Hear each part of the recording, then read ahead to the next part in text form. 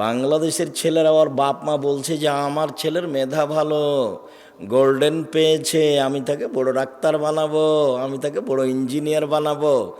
প্রায় ডাক্তারি চোর, প্রতারক। তোমাদের গ্রামের ভালো ডাক্তারের কথা আমি বলিনি, তবে যেই কোম্পানি তাকে টাকা দেয় সেই কোম্পানির ওষুধ লিখে। তো তোমার বাপ যে অত টাকা পয়সা খরচ করে পড়িয়েছে, তো এটা কি? প্রায় ইঞ্জিনিয়ারি চোর। দুই একজনের কথা আমি বলছি না, দেখো রাস্তাঘাট ঘর বাড়িতে ওর চুরি। তো এগুলো দিয়ে জাতির কি হবে? ওর জন্মই হলো শিরক দিয়ে, চলাফেরাই শিরক দিয়ে, ওর বিদ্যের সূচনাই শিরক। আবার ও প্রতারক।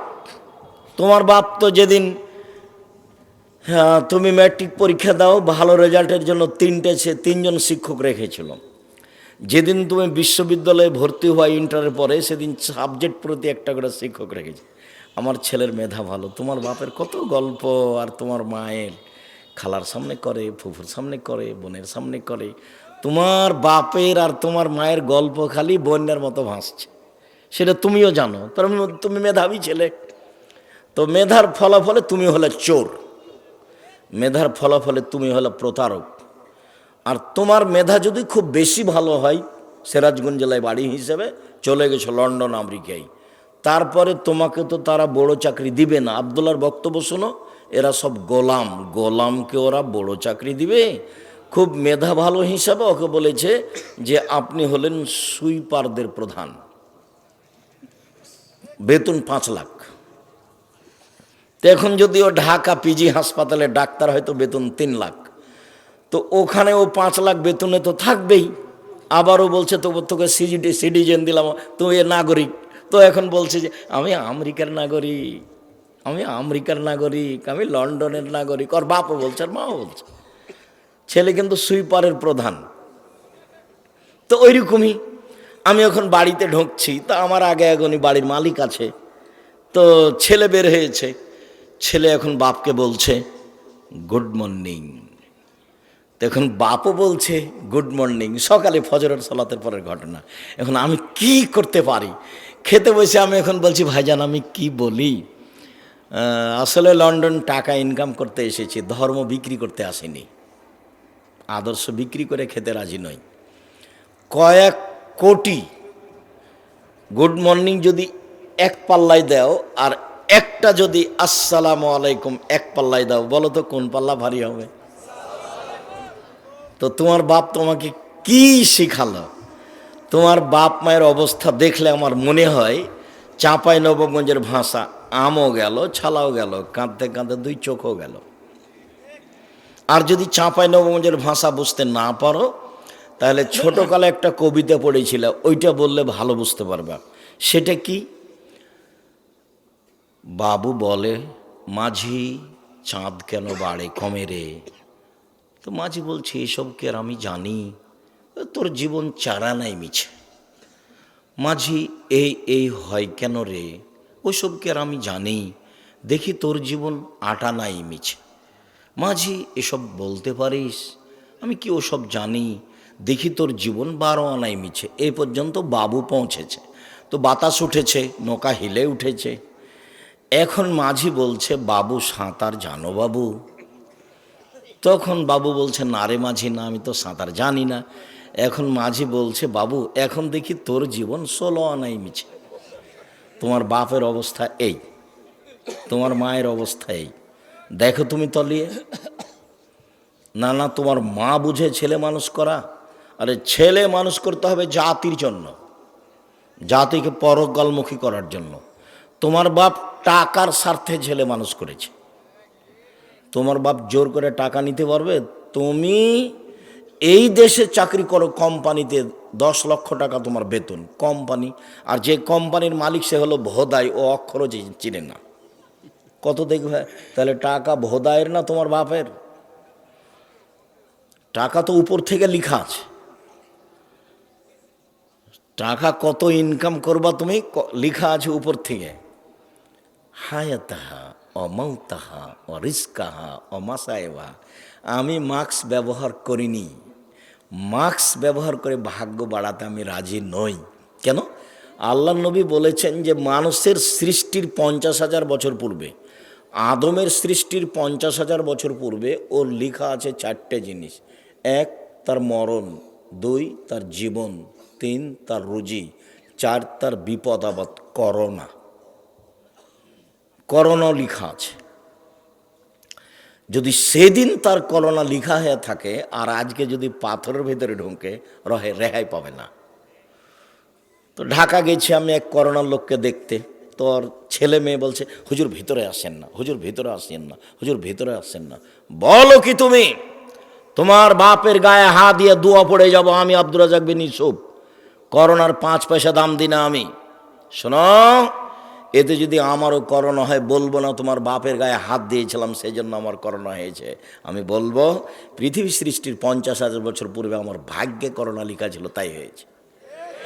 কি বলো তুমি? অল্প সময়ে আমাকে মোশরেক বানাতে চাও? মার্কস দিয়ে আমি ভাগ্য বাড়াতে রাজি নই। কি করলো তোমার বাপ আর কি করলো তোমার মা? আরে ঠাকুর বাঙালিদের শত্রু, ঠাকুর ঢাকা বিশ্ববিদ্যালয়ের শত্রু, ঠাকুর মুসলমানের শত্রু, ঠাকুর জাতির শত্রু।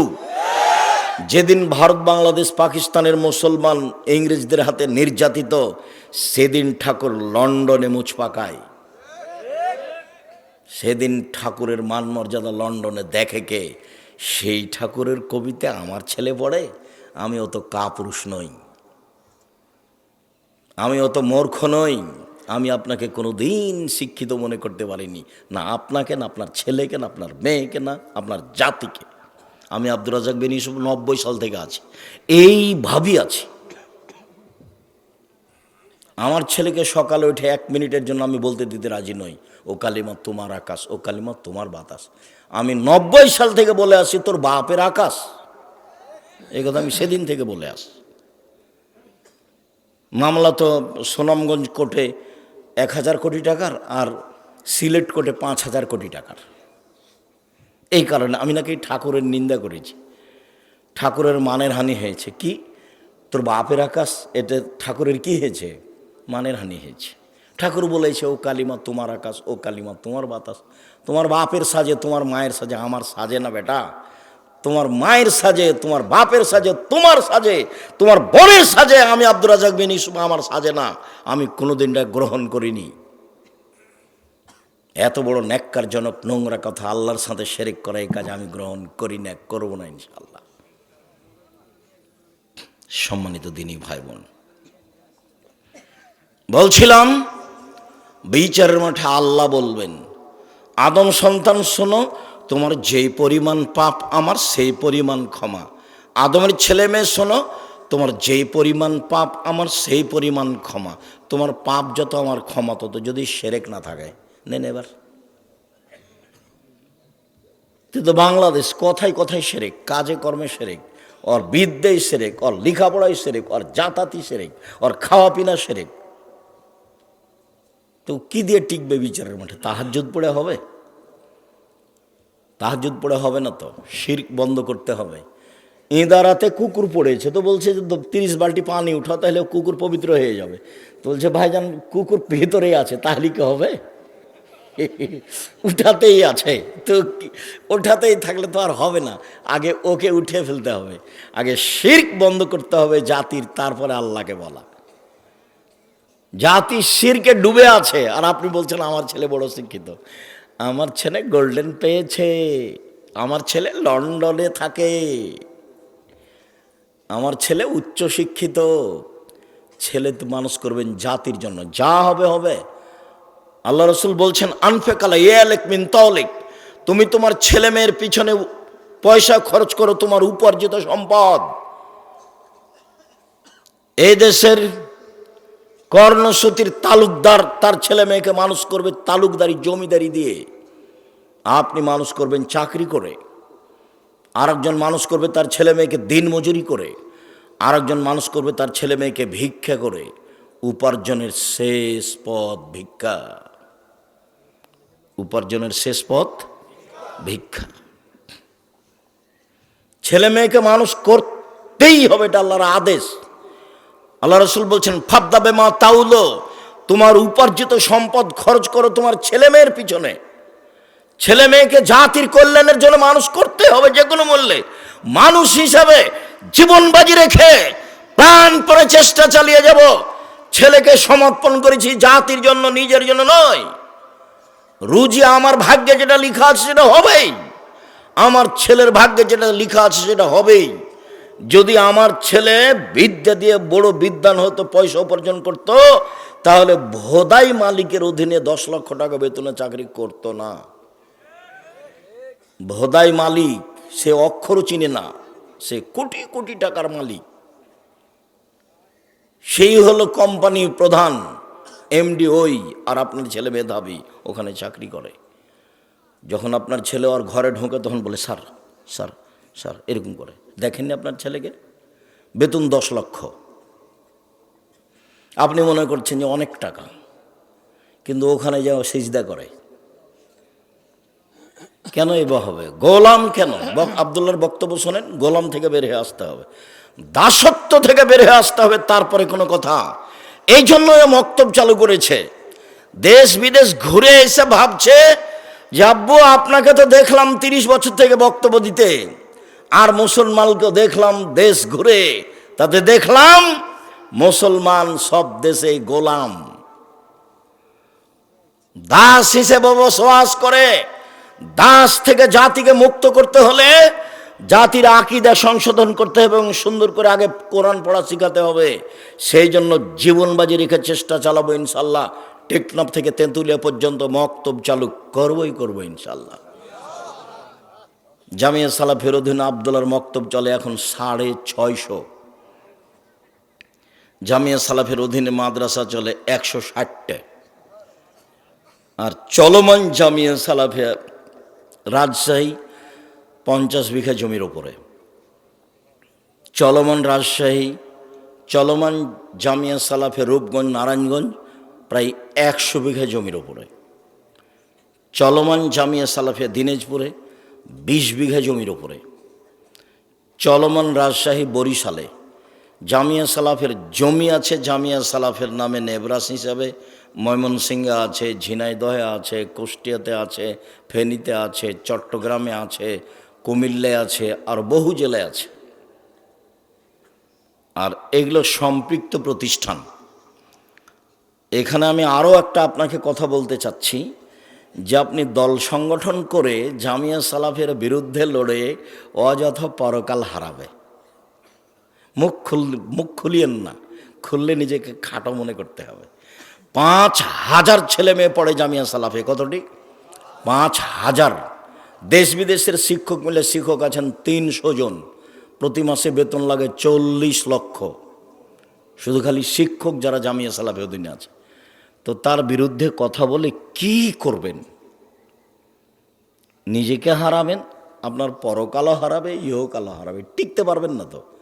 আর জামিয়া সালাফে কোনো বিত্তশালী দিয়ে চলে না, কোনো ব্যক্তি দিয়ে চলে না, সরকার দিয়ে চলে না, বৈদেশিক সংস্থা দিয়ে চলে না। কিভাবে চলে আমি তার একটা দৃশ্য নকল করি। এই মনির কে হচ্ছে আপনার? শালা। মনির শালা। তাহলে মনিরের কি মা ছিলেন উনি, না আপনার ওয়াইফ ছিলেন উনি যে হজে আমার সাথে?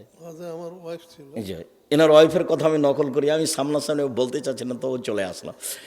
উনি আমার আগে আগে উঠে সিঁড়িতে দাঁড়িয়ে আছে, আমি উঠছি, তো আমাকে সামনে পেয়ে বলছে আমি এই 500 রিয়াল আপনার জামিয়া সালাফে দিলাম। একটা 500 টাকার একটা রিয়াল দেখে আমাকে, আমি তাকে চিনি না, জানি না, বুঝি না। জামিয়া সালাফে এইভাবে চলে। 40 লাখ টাকা বেতন এখানে আছে। প্রত্যেক দিন বিকেলে 40-50 লাখের মতো খালি মিস্ত্রি লেবার বিল আছে।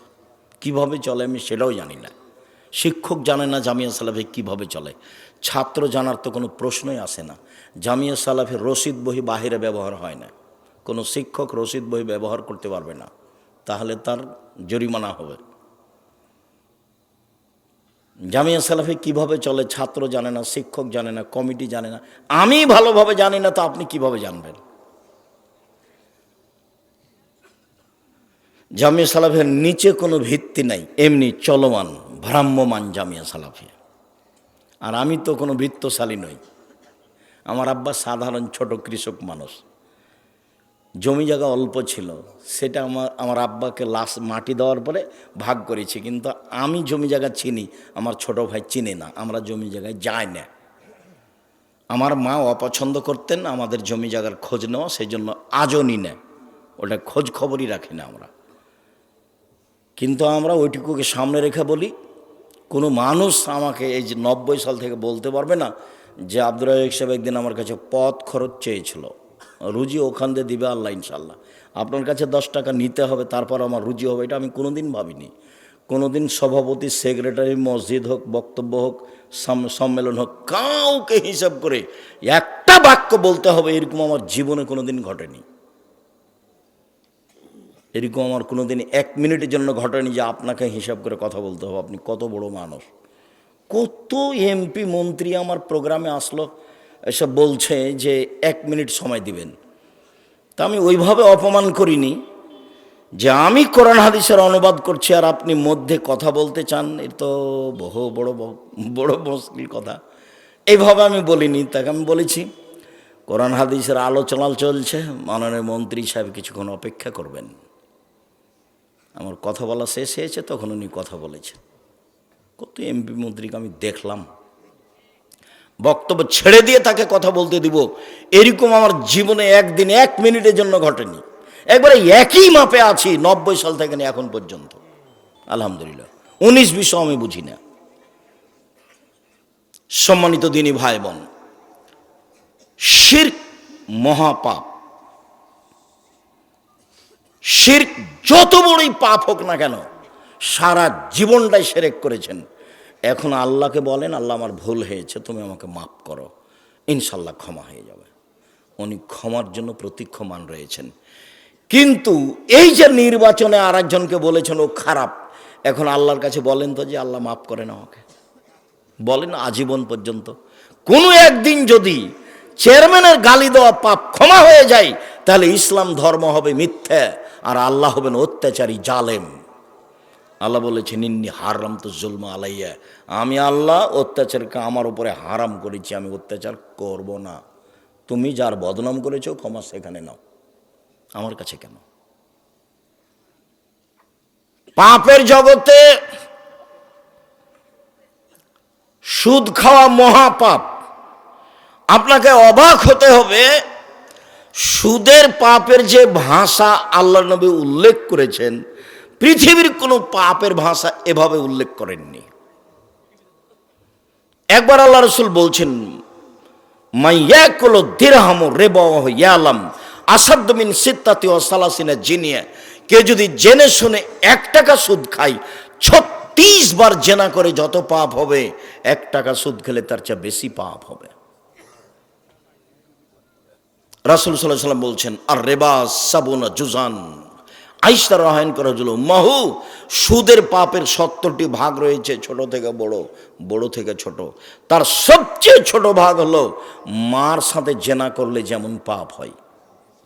শিরক মহাপাপ, কিন্তু ভাষা এরকম নয়।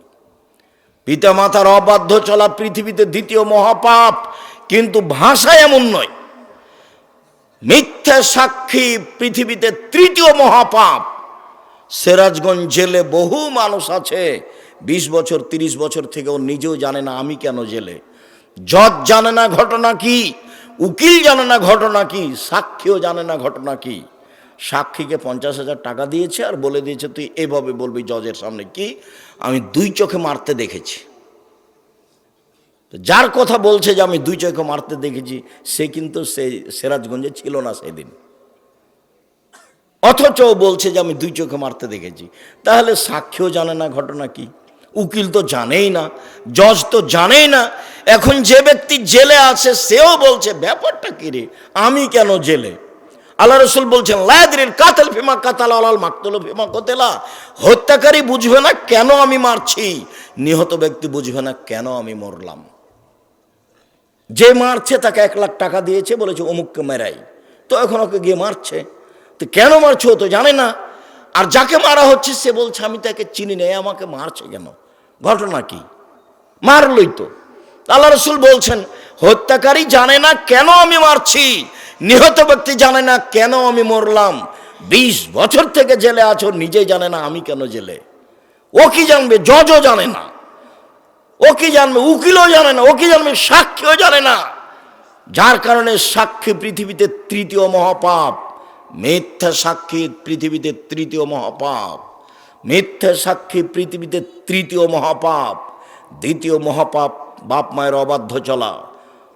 পাপ যত বড়ই হোক, সুদের ভাষা, সাক্ষী যত বড়ই পাপ হোক না কেন, সুদের ভাষার সাথে তার মিল নেই। শুনুন, মানুষকে হত্যা করা মহাপাপ, কিন্তু ভাষা এমন নয়। সুদের পাপের ভাষা, কেউ যদি জেনে শুনে 1 টাকা সুদ খায়, 36 বার জেনে করে যত পাপ হবে, 1 টাকা সুদ খেলে তার চেয়ে বেশি পাপ হবে। পাপের জগতে কোনো পাপের ভাষা এরকম নয়। সুদের পাপের 70টি ভাগ রয়েছে। ছোট ভাগ হলো মার সাথে জেনা করলে যেমন পাপ হয়। কি দিয়ে আপনাকে আমি বুঝাই সুদের পাপের ভাষা কি? অবাক কথা, যে সুদ দিন রাত মানুষে খাচ্ছে, কোনো পাপই নয়, কোনো হিসাবই করতে পারে না। সম্মানিত দিনী ভাই বোন, সুদের আলোচনায় লম্বা আলোচনা জেনে নেবেন। এখানে বলছি, সুদ যত বড়ই পাপ হোক না কেন, কোটি কোটি টাকা সুদ খেয়েছে, আজকে বলছে আল্লাহ আমি সুদের লেনদেন বন্ধ করলাম, জিন্দেগিতে আর কোনোদিন সুদের সাথে সম্পৃক্ত থাকবো না, আমি তোমার সাথে ওয়াদাবদ্ধ, তুমি আমাকে মাফ করো, ইনশাল্লাহ সব পাপ ক্ষমা হয়ে যাবে। কিন্তু আপনি কারো বদনাম করেছেন, আল্লাহকে বলেন তো এখন। এই জন্য আমি যখনই বক্তব্য দিয়েছি তখন বলেছি 4টা জিনিস মনে রাখবেন।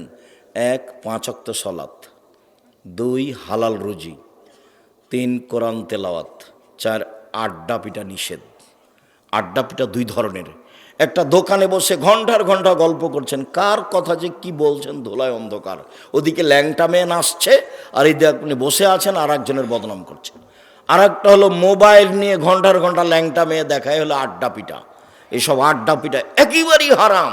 আড্ডা পিটা টোটালি হারাম। আড্ডা পিটা চিরদিনের জন্য হারাম। এক রাহুল কালামাবাদ, এই ছেলে তোমরা দাঁড়িয়ে কেন?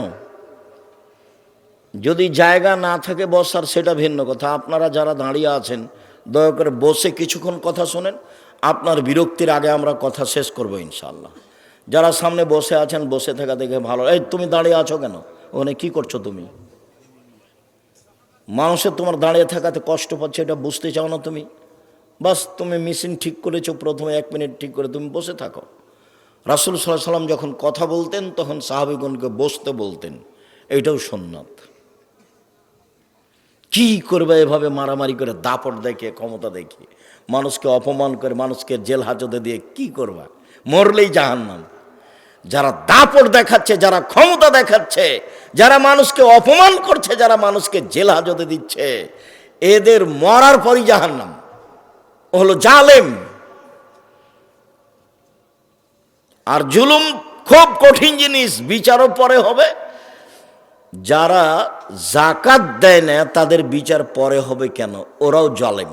কিভাবে জালেম হলো ওরা? ওরা ফকির মিসকিনের প্রতি জুলুম করেছে, ফকির মিসকিনের হক দেয়নি। ধনী মানুষ কার টাকা মেরে খেয়েছে? ফকির মিসকিনের। যেহেতু ধনী মানুষ ফকির মিসকিনের টাকা মেরে খেয়েছে, কাজে ও জালেম। এখন আর বিচার পরে হবে। আল্লাহ রাসূল বলছেন তার বিচার পরে হবে। হাত্তা ইউকযাবানান নাস, সব মানুষের যখন বিচার হয়ে যাবে তখন ধনী মানুষের বিচার হবে। কিভাবে যে হবে আল্লাহই ভালো জানে। তো বুঝাতে হবে কঠিন, সব টাকা বুঝাতে হবে কিভাবে আয় হয়েছে, সবটাই বুঝাতে হবে কিভাবে ব্যয় হয়েছে। এই ছেলে শোনো, টাকা ইনকাম করবা ব্যবসা করে, উপার্জনের 4টা পথ। একটা দিন মজুরি, সন্ধ্যায় টাকা শেষ। একটা চাকরি, 25 দিনে টাকা শেষ প্রায়। আর একটা হলো জমি চাষ, সমান সময় না হয় লস, সমান সমান না হয় লস। 4, ব্যবসা।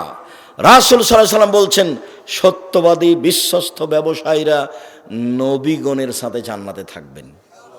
কি আবার অবাক কথা! আল্লাহ রসুল বলেছেন 2টা মেয়ে লালন পালন করলে নবীর সাথে থাকা যায় এভাবে। তখন বাপ মনে করেছে যে আমার তো 2টা মেয়ের তো আমি বিবাহসাদী দিয়ে দিয়েছি, 2টা কেন, আমার 5টা মেয়ে। বাপও খুব খুশি। কিন্তু আল্লাহ রসুল যে এইভাবে বলেননি। আল্লাহ রসুল বলেছেন ফাআল্লামাহুন্না, মেয়েকে বিদ্যা শিখিয়ে দিল। 2 আদ্দাবাহুন্না, তাকে শিষ্টাচার শিখিয়ে দিল। আহসানা ইলাইহিন্না, তার সাথে সদাচরণ করলো। ওয়াজাওয়াজাহুন্না, তার বিবাহ শাদী দিয়ে দিল। সেই বাপ আমার সাথে জান্নাতে এভাবে থাকবে। তো আপনার মেয়েকে শিক্ষা দিয়েছেন, কি যে শিক্ষা দিয়েছেন, তার নখটা বড় আছে। বলেন তো এটা কোন শিষ্টাচার? তার নখে নেইল পালিশ আছে, বলেন তো এটা কোন শিষ্টাচার? নেইল পালিশ তো ইহুদি খ্রিস্টানদের পতিতালয়ের মেয়েদের বৈশিষ্ট্য। ইহুদি খ্রিস্টানদের পতিতালয়ের মেয়েরা নখে নেইল পালিশ দেয়। আপনার মেয়ের কপালে টিপ আছে। হিন্দু মেয়েদের বিবাহ করার 10টি পদ্ধতি আছে, তার একটি পদ্ধতির নাম রাক্ষসী বিবাহ। মেয়ের পিতা বিবাহ দিবে না, আপনি জোর করে বিবাহ করবেন তো কপালে টিপ দিতে হবে, তাহলে বিবাহ হয়ে গেছে। সেই টিপ এসেছে হিন্দুদের পক্ষ থেকে। বলেন আপনি মেয়েকে কি শিষ্টাচার শিখালেন? আপনার মেয়ে পরচুলা ব্যবহার করে বড় খোপা দেখাই, বলেন কি শিষ্টাচার শিখালেন? ভুরু তোলে চিকন করে রেখেছে, এইটা কি শিষ্টাচার? দাঁত ছিলে ফাঁকা ফাঁকা খোলা খোলা করে রেখেছে, এইটাই কি শিষ্টাচার? উঁচু স্যান্ডেল পরে নিজেকে লম্বা দেখাই, এইটাই কি শিষ্টাচার? ব্রেসের পরে নিজেকে যুবতী দেখাই, এটাই কি শিষ্টাচার? সামনের চুল ছোট করে রেখেছে, এটাই কি শিষ্টাচার? আস্কারা মাস্কারা কি কি মুখে লাগিয়ে ভ্যানে ঘুরছে, ভ্যানে চড়ে। ভ্যানওয়ালা কি স্বামী? রিক্সাওয়ালা কি স্বামী? সেভাবে ওভাবে ঘুরছে, এটাই কি শিষ্টাচার? ভ্যানিটি ব্যাগ নিয়ে সিরাজগঞ্জ বাজারে চলে গেছে, এটাই কি শিষ্টাচার? কোনটা শিষ্টাচার? আল্লাহ রসুল বলছেন যে ওই পিতা আমার সাথে জান্নাতে থাকবে যে পিতা মেয়েকে বিদ্যা শিখিয়ে দিল, 1, 2 শিষ্টাচার শিখিয়ে দিল, 3 ভালো আচরণ করলো, 4 বিবাহ শাদী দিয়ে দিল। সেই পিতা আমার সাথে জান্নাতে এভাবে থাকবে। জান্নাতে রাসূলের সাথে থাকা কঠিন। একজন সাহাবী রাসূলের সাথে রাতে ছিলেন, তো অজুর পানি আর মেশক নিয়ে রাসূলের কাছে উপস্থিত। আল্লাহ রাসূল খুব খুশি হয়েছেন। বাহ, ভালোই তো, তুমি তো অজুর পানি নিয়ে এসেছো, তুমি তো মেশক নিয়ে এসেছো, খুব খুশি। সালমা শেতা, তুমি যা চাও চাও আমি দিয়ে দেবো। মুহাম্মদ সাল্লাল্লাহু আলাইহি সাল্লাম বুঝতে পারেন যে ও কি চাইবে। নবী হলে কি হবে, গায়েবের খবর জানেন না। আমার মাঝাবি ভাইরা মনে করছেন যে নবী গায়েবের খবর জানেন। পাশের একটা লোক, পাশে বউ ঘুমাননি, এমনি ভান করে শুয়ে আছেন আয়েশা রাদিয়াল্লাহু তাআলা আনহা। আর রাসূল মনে করছেন যে আয়েশা ঘুমিয়ে গেছে, অথচ আয়েশা বলছে যে আমি ভান করে ঘুমিয়ে আছি। ভান করে ঘুমা বুঝেন না? ভান করে ঘুমিয়ে আছি। দেখি মুহাম্মদ সাল্লাল্লাহু আলাইহি সাল্লাম কি করেন, কোথায় উঠে যান। দেখলাম ধীরে উঠলেন, ধীরে জুতা স্যান্ডেল পায়ে দিলেন, কাপড় গায়ে দিলেন, ধীরে দরজাটা খুললেন, আমি যেন জানতে না পারি। দরজাটা খুলে বের হলেন, বাহির থেকে দরজাটা টেনে বন্ধ করে দিলেন, চলে গেলেন। আমিও উঠলাম, দেখি কি কোথায় যান। আসলে আল্লাহ রসুল কোথায় যাচ্ছেন এটা আয়েশার মৌলিক খেয়াল হলো, আমাকে বাদ দিয়ে এ রাতে আবার কোনো স্ত্রীর কাছে যান নাকি, এটা হলো আয়েশার খেয়াল। আর আল্লাহ রসুল যাচ্ছেন মরা মানুষের জন্য ক্ষমা চাইতে, কবরস্থানে বাকিউল গারকাদে যাবেন। জান্নাতুল বাকি তার নাম নয়, তার নাম হচ্ছে বাকিউল গারকাদ।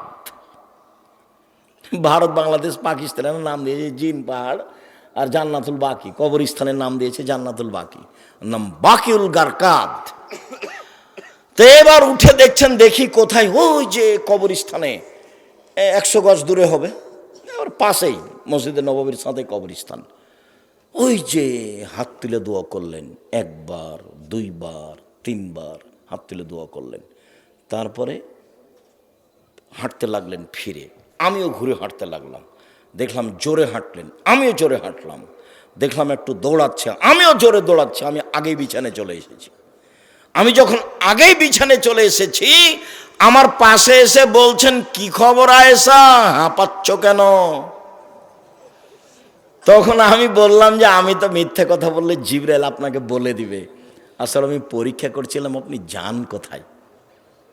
তো দেখলাম এই হাদিস মুসলিম। সম্মানিত দিনী ভাই বোন, কথা প্রসঙ্গে কথা এসে সেই জন্য বলছিলাম পাপের জগতে বড় পাপ মানুষের বদনাম, গীবাত, কিন্তু মানুষের সাথে জড়িত পাপ। জেনা মহাপাপ। রাসূল সাল্লাল্লাহু আলাইহি সাল্লাম বলেন, আল বিকর বিল বিকরে জিলদু মিয়া তাগরিব সানা। অবিবাহিত ছেলে মেয়ে যদি জেনা করে 100 লাঠি পিটিয়ে এলাকা থেকে 1 বছরের জন্য তাড়িয়ে দিতে হবে। তিনি বলেন, আসাইবা বিসাইবা রাজম।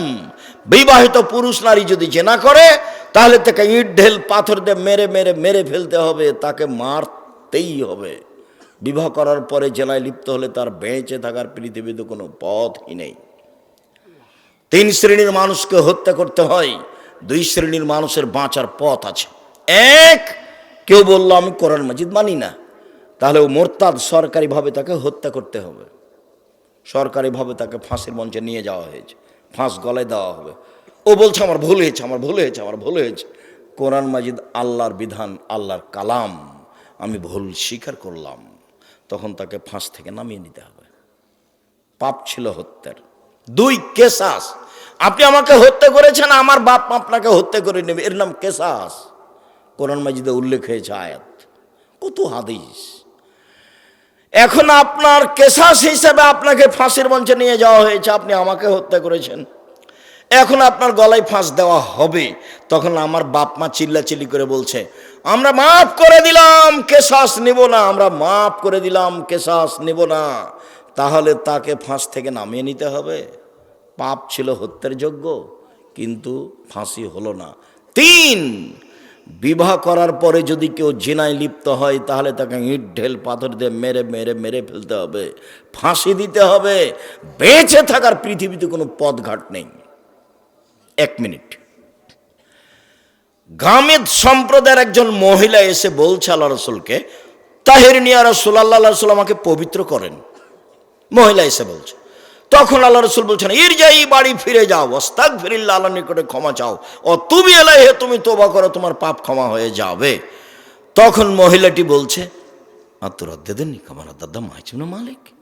মাইজুবনে মালিককে যেভাবে ফিরিয়ে দিয়েছিলেন তার বিচার না করে সেইভাবে কি আপনি আমাকে ফিরিয়ে দিতে চাচ্ছেন? ওয়ান্না হবলা মিনা জেনা, আমার পেটে অবৈধ সন্তান রয়েছে, দয়া করে বিচার করে দেন, আমাকে ফিরিয়ে দিন না। আল্লাহ রসুল বললেন, ইরজাই হাতা তালে দি, বাড়ি চলে যাও, যেদিন তোমার বাচ্চা প্রসব হবে সেদিন এসো, বিচার করে দেব। মহিলা চলে গেল, বাচ্চা প্রসব হয়েছে। মুসলিম গ্রন্থে এসেছে, সবে মাত্র বাচ্চা প্রসব হয়েছে, তাকে ন্যাকড়া দিয়ে জড়িয়ে রাসূলের দরবার নিয়ে এসে বলছে, এ দেখেন বাচ্চা প্রসব হয়ে, বিচার করে দেন। দৃশ্য দেখে আল্লাহ রসুল অবাক হয়ে বলছেন, ইরজাই, বাড়ি ফিরে যাও, ফারদাই হে, বাচ্চাকে দুধ খাওয়াও, হাত্তা তাফতেমি হে, যেদিন বাচ্চা দুধ ছেড়ে দেবে সেদিন নিয়ে আসিও, বিচার করে দেব। মহিলা বাচ্চা নিয়ে চলে গেল, বাচ্চাকে 2 বছর দুধ পান করালো। 2 বছর পরে বিচারালয়ে উপস্থিত, তখন বাচ্চার হাতে 1 টুকরা রুটি রয়েছে। এই রুটি প্রমাণ করে বাচ্চা খাদ্য খেতে পারে। ফাওয়াসাদাহু বেদ রাজুলিন মিনাল মুসলিমিনা, বাচ্চাটাকে একজন মুসলমানের হাতে সমর্পণ করলেন আল্লাহ নবী, যাও এই বাচ্চা তুমি লালন পালন করো। সঙ্গী সাথী, এই যাবো বেহা, মহিলাকে মাঠে নিয়ে যাও, আহফিরুল্লাহ আলা সাদরিহা, মাঠে নিয়ে গিয়ে গর্ত খুঁড়ে বুক পর্যন্ত মাটিতে পুঁতে দাও। ফারজামুহা, এরপরে চতুর্দিক থেকে ইট ঢেল পাথর মেরে মেরে তাকে বিদায় করো। সাহাবীগণ বলছেন, আমরা তাকে মাঠে নিয়ে গেলাম, গর্ত খুঁড়ে বুক পর্যন্ত মাটিতে পুঁতে দিলাম, চতুর্দিক থেকে ইট ঢেল পাথর মারতে লাগলাম। খালিদ বিন ওয়ালিদ বলছেন, একটা পাথর আমি তার মুখের উপরে মারলাম, ফাতালাজ্জাহা দাম আলা ওয়াজহি খালিদ, পাথরটা মুখে লেগে মুখ ফেটে রক্ত ছিটে খালিদের গায়ে লাগলো। ফাসাব্বাহা, খালিদ তাকে গালি দিয়ে বসলেন, এমনটা হতে পারে? ছি ছি ছি ছি ছি ছি, একজন জেনাকারিনী মহিলার গায়ের রক্ত আমার গায়ে লাগলো, এমনটা কিছু হতে পারে? আল্লাহ রসুল বলেন, মারে না খালিদ, খালিদ থামো, গালি দিও না। লাকাত তাবাত তাওবাতান লাউ তাবা সাইব মাকসাল্লাহ গফির আলাহু, এ মহিলা এত ক্ষমা চেয়েছে, এ মহিলা এত তওবা করেছে, এ মহিলা এত ক্ষমা চেয়েছে, এ মহিলা এত তওবা করেছে। যদি বড় থেকে বড় পাপী এভাবে তওবা করে তবে তার পাপ ক্ষমা হবে। খালিদ, একে গালি দিও না। আবার তিনি বলেছেন, খালিদ মদিনার লোককে যদি তার তওবা ভাগ করে দেওয়া হয় সবার পাপ ক্ষমা হয়ে যাবে। তারপরে তিনি তার জানাজা করলেন, কাফন দাফন করলেন। তার মানে তিনি ঘোষণা দিলেন তার পাপ ক্ষমা হয়ে গেছে, এক। দুই, জানাজা করলেন মানে তার পাপ ক্ষমা হয়ে গেছে।